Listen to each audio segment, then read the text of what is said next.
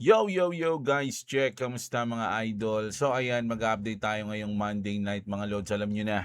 No, so tuwing gabi, ina-update natin ang mga nangyari sa buong kaarawan natin, mga idol, no? So syempre sa crypto, global news mga idol, hindi tayo pauhuli sa mga ganyang balita mga lods. So kung gusto niyo ng ganitong content, alam niyo na. Subscribe kayo sa ating channel, click niyo yung notification bell. At syempre mga lods, palambing naman, palike na rin ang video ngayon. No, ngayong umpisa pa lang ng video, napaka-importante niyan mga idol, no. So ayun. So mag-news na tayo ngayon mga lord. Syempre bago ang lahat ng balita natin, check muna natin yung chart natin. At kung titignan nyo mga idol, yung Bitcoin ay bumalik sa 65 ulit, no? 65,000. So tignan natin sa 15 minutes time frame. So umabot ulit siya ng 15 ay hindi, $65,000 mga loads, no? At yung XRP natin umangat siya dun sa ating resistance mga lodi, no? So dapat kanina magpo-position na ako dito, kaya lang naligo ako eh. Pagtingin ko umangat na, lumampas na siya rito mga lods. Pero sige, mamaya-maya check natin ulit mga lods, no? Kapag medyo bumalik siya dito, banda dito, ayan, baka mag-short tayo ng konti dito mga lods. And then pag bumagsak siya dito, maglulong ulit tayo. Kasi kung papansinin niyo mga idol, no, kung papansinin niyo, dito lang siya tumatakbo sa range na to. Ayan, no? Itong ating resistance na to na 1.15, and then dito naman sa ating support na 1.12. Dito lang siya, ilang araw na yan, halos isang linggo na yan dyan mga lodi. So kailan ba siya kakawala dyan at saan siya kakawala? No? Kakawala ba siya pataas or ngayong madaling araw babagsak to at kakawala siya dito sa baba? No? Kasi kung tutuusin, wala pa naman tayong good news na dumarating sa atin ngayon. Ba't napuputol yung boses ko?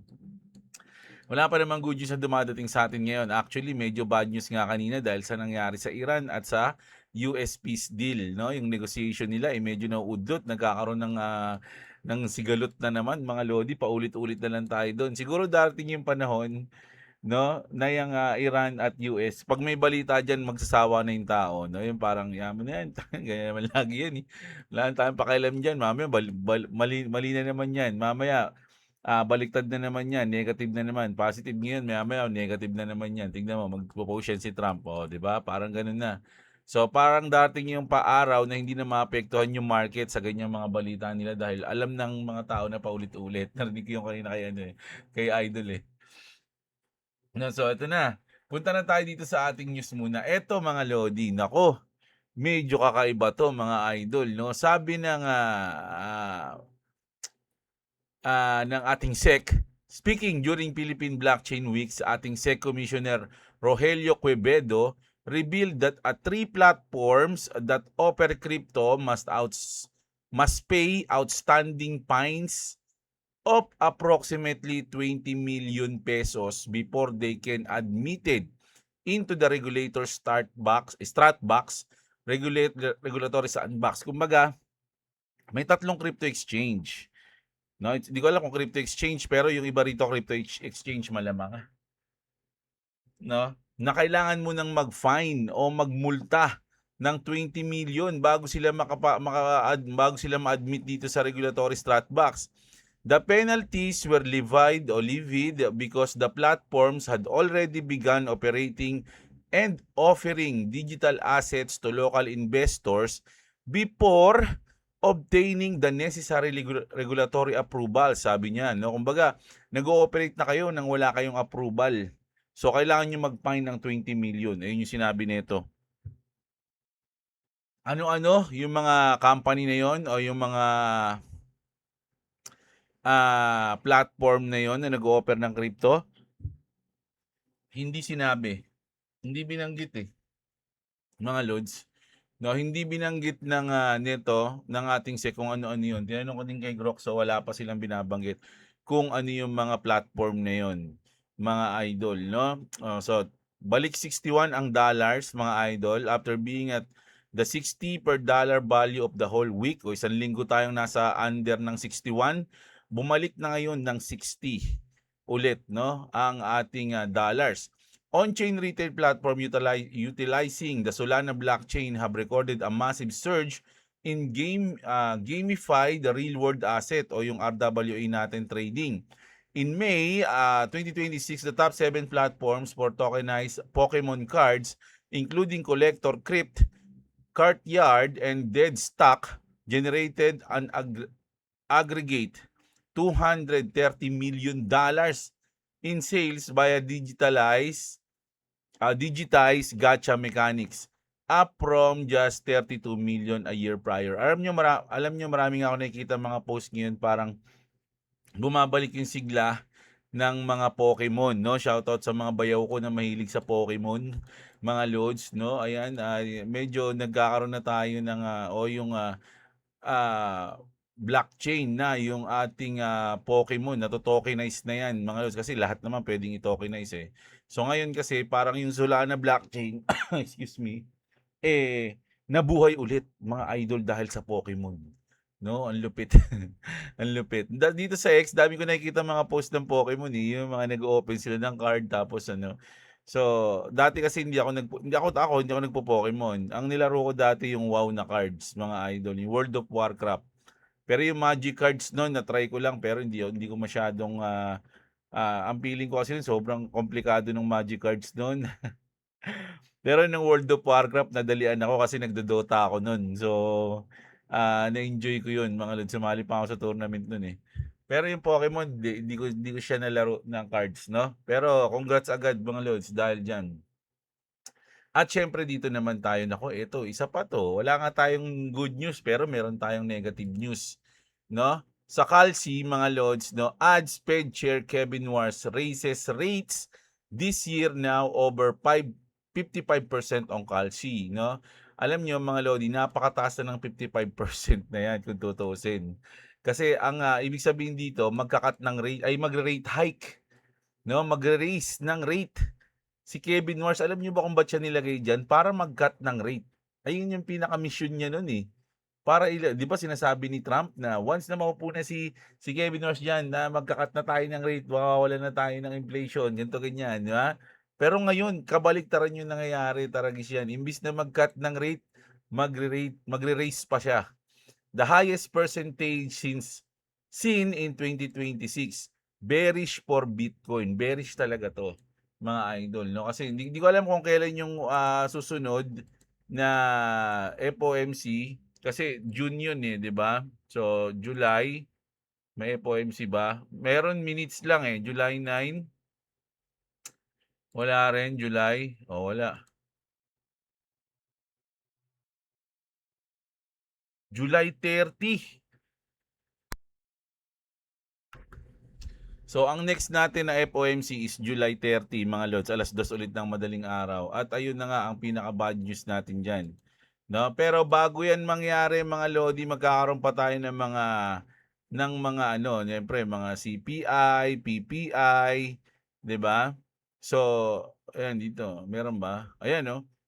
July 14, magkakaroon tayong CPI, PPI naman sa July 15. So, dito babase, no, kung magkakaroon tayo ng rate hike sa katapusan ng July. Pero tignan nyo mga lods, simula July 17 hanggang July 29, grabe lang yung araw to, 1, 2, 3, 4. Halos 2 weeks, walang ano, walang ganap Walang ganap. Siguro maliliit lang kasi ang nakaano lang sa akin dito yung mga red eh. Na So, mga ano lang siguro yan, mga mild, hindi masyado maapektuhan. Pero grabe, halos 2 weeks yan mga lods No? So, medyo negative to mga idol, yung nangyayari na to sa ating Fed.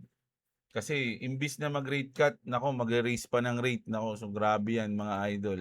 At ito mga loads, the largest IPO in history. Ito yung nangyari nung nakaraan, yung SpaceX, di ba? Kaya ang reason kung bakit naging trillionary si Elon Musk, ito yon mga lods. No? The largest IPO in history is down 18% from its all-time high in just 1 week. Grabe, no? 18%. Imagine, yung paglabas pa lang nito, tas ang daming mga big companies, mga whales, mga big institution, no? Ang bumili ng IPO o yung nagbumili ng share ng SpaceX, ngayon down na sila ng 18%. SpaceX shares drop for a third straight session on Monday, falling from $225 to $185 per share yan in just 6 trading days.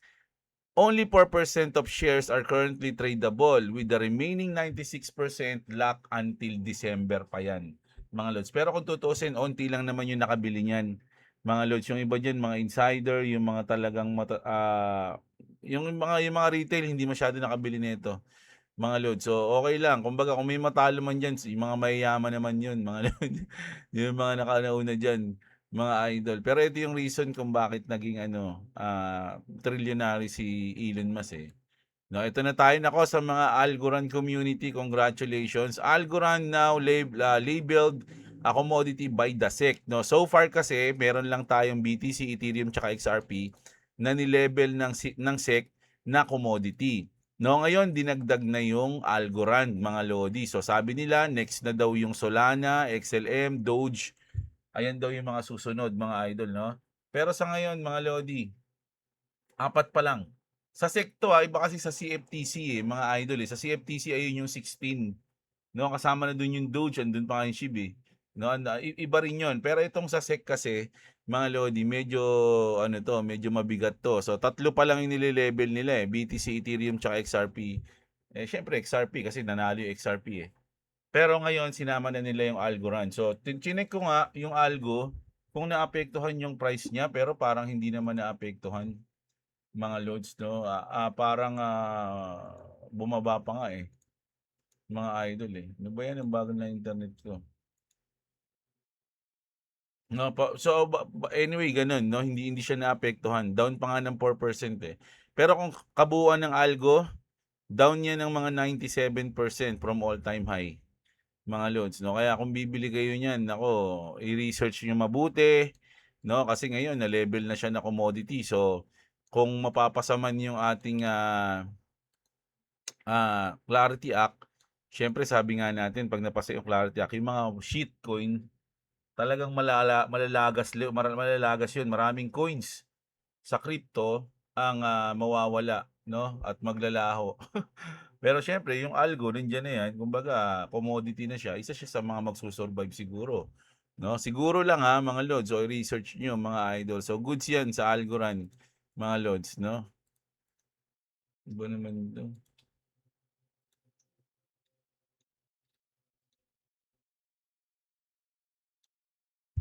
Check natin yung algo. Alam ko mga 97% yung drop nito So medyo nag-up siya ngayon kasi nag-up yung BTC No?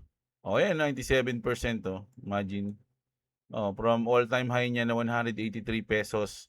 Ngayon, nasa 5 pesos siya. Almost 6 pesos. Mga idol, di ba? Lumabas yan kasi dito 2019. So, alas mga 7 years. Mga lods, no? Down. Grabe. Punta tayo ngayon dito sa ating Clarity Act.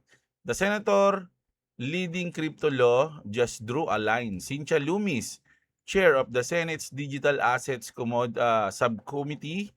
Digital assets are the future, sabi niya mga idol, no? In-explain niya dyan.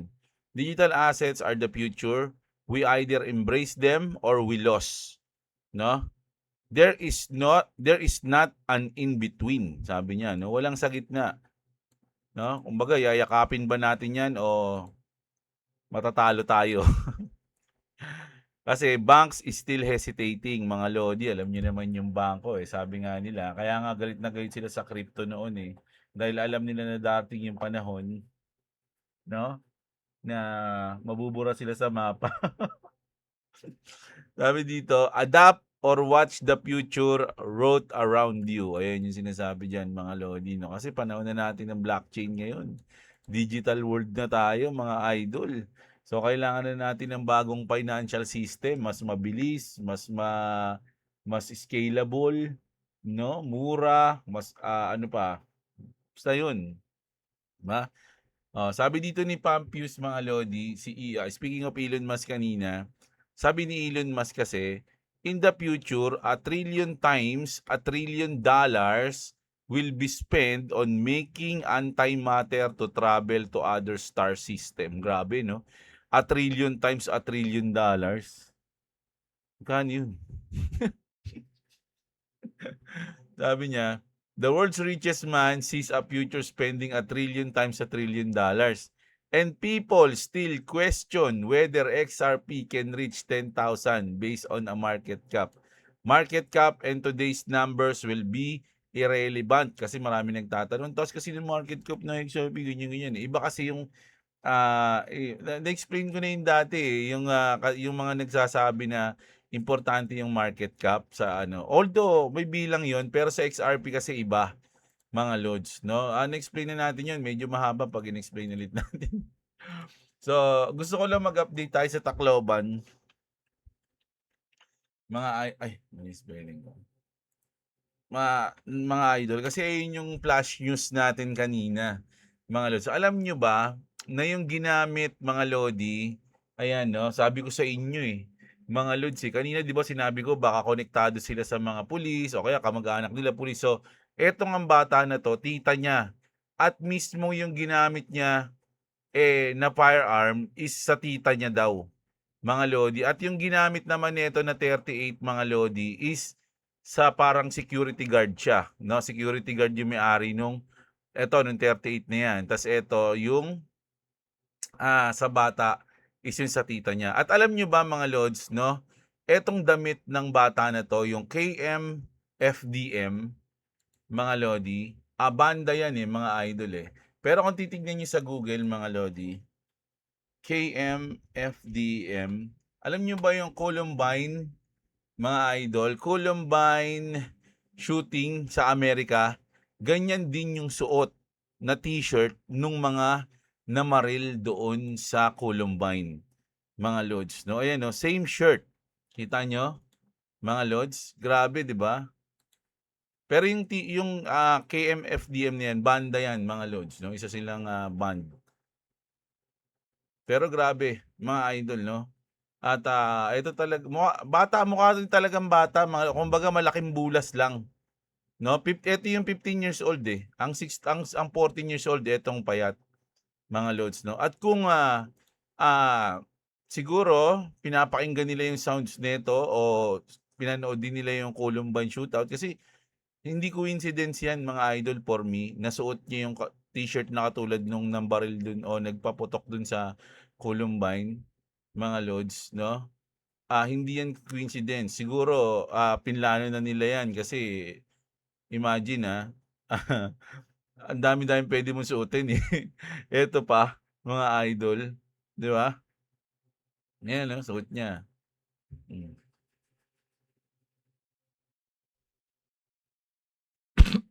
Sorry, excuse.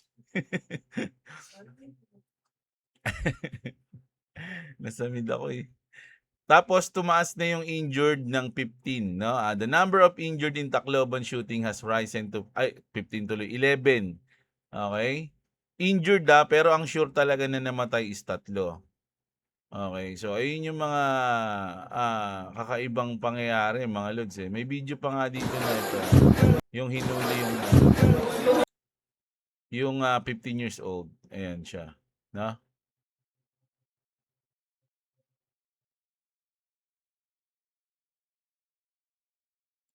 Grabe. Grabe yan, mga idol. Napaka ngayon, no?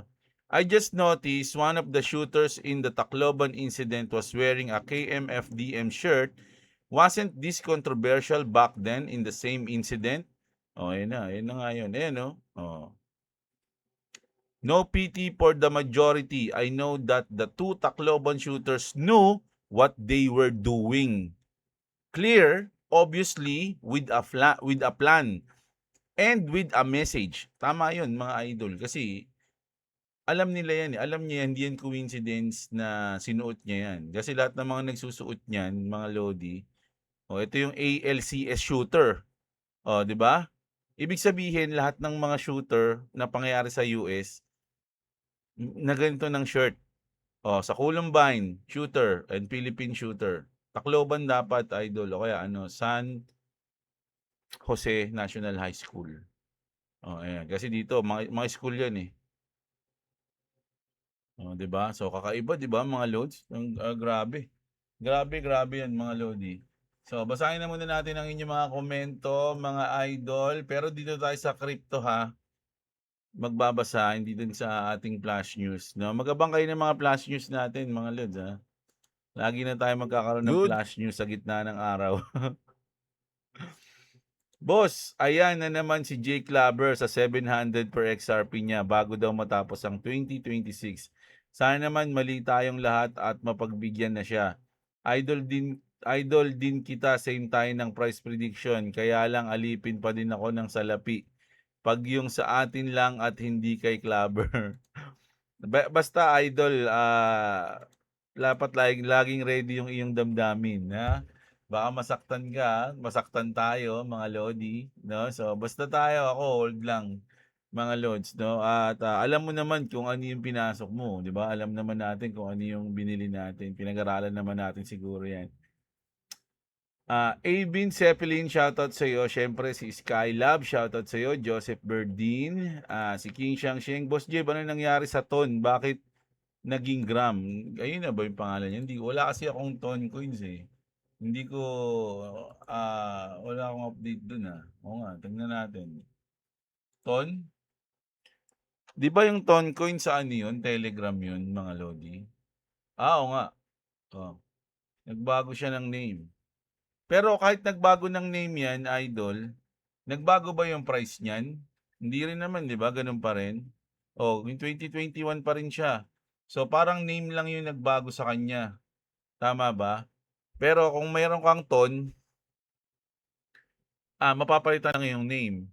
Toncoin has rebranded to Gram. For detailed information, kindly visit here.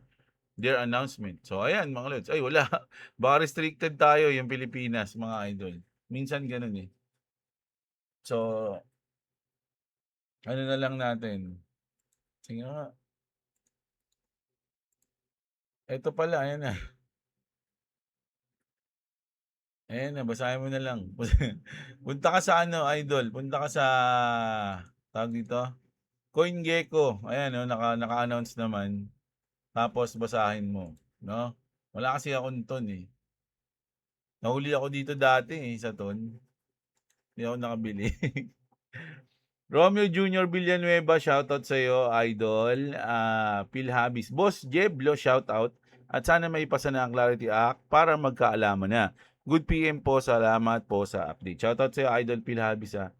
Kaya kaya ng US kunin ang Strait of Hormuz, pati lahat ng mines doon. Isang bomba na malakas sa Strait of Hormuz, ubos lahat ng mines doon, mga idol. Sabi ni Randolph Pantoniorias. Pwede yung idol, kaya kung wala ka nang pakialam sa mga nakatira doon na tao. Genocide mo na yung mga tao doon. Magagalit yung buong mundo doon pag ganun, mga lodi. Siyempre, iwasan din ng US yun. Kasi kahit na gaano kalakas yung US, mga idol, kung lahat ng bansa galit sa kanila, delicates yun, mga idol, di ba? Boss, na iba ngayon ang intro mo ha. Dati, yo guys, ngayon, good morning. Yo, hindi, good. Medyo maagas tayo kanina. Ito na ba ang sign na magiging bullish o angat na XRP natin? Pwede. Pwede. Pwede. Short AXS, wala ako land. Sabi niya, bounty board yung easy AXS, nasa 5 to 10. Nakakuha dyan kahit walang collectible. Reset ngayon. Maganda mag-start. Buy, verify, tapos seller, lang technique dyan, tapos skip iba, sabi ni Idol. Ako kasi, hindi ko na inaano yung ano eh. Kumbaga yung ano lang, yung tawag dito, mandali, tignan natin. Kasi ang ginagawa ko lang dyan, mga idol, yung, ay, ba't hindi to? To. Ayan, yung gain at yes blessing. Ayan lang yung ginagawa ko eh.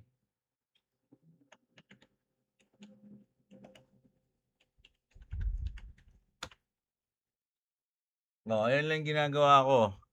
Magigain lang ako ng atya, tapos na. Yung ibang mga bounty, hindi ko na nagagawa eh, mga lods. Kasi parang may bibiling ka pa ata dyan, di ba? O wala na. Hindi ko alam eh. Hindi ko na in-explore simula nun. Mga idol. Ang tagal oh. Loading. Basta yun. Looks like first or second week ng July bro ang reversal ng market. Hinog na ang RSI. Huwag kalimutan ng ICP, the only real blockchain. Yes, palindrome 10 days, sabi niya yung palindrome date, mga lodi na. Shoutout sa iyo, Marianito Caberte. Si Clavis, mukhang ginagamit pa ng Iran yung US sa mga pinagagawa ng Iran. Sarap talaga paguntugin ng mga leader ng Iran at Israel. Iron Maiden ang tawag dun sa Prime Minister ng Italy. Di ba yun yung torture device nung medieval era? So, torture ba kay Trump yung Prime Minister ng Italy? Pwede. Pwede, mga Lods, no? Ayan. Tapos ating Atias Blessing, mga Lodi. No, yung mga NFT ko, dito lang yan, no, mga idol. Yan, dyan lang yan. Ang bagal ng ating ano. Ano ba mga ano ngayon? Grand Arena Prediction Market.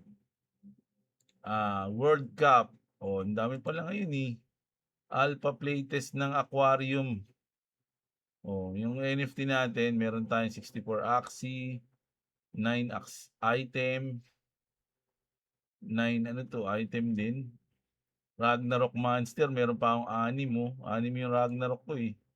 Na ano, ay wala na pala dito yun, nakaano na to eh. Saan ba makukuha to? Basta nakikita ko pa yan sa marketplace. Nandiyan lang yan, mga loads. Sa Ronin ko. Ba't yun itsura? Basta saka ko na-explore yan, mga idol. Pero nakikita ko pa yan eh. Tapos, si Romel Babiera, shoutout sa Emmanuel.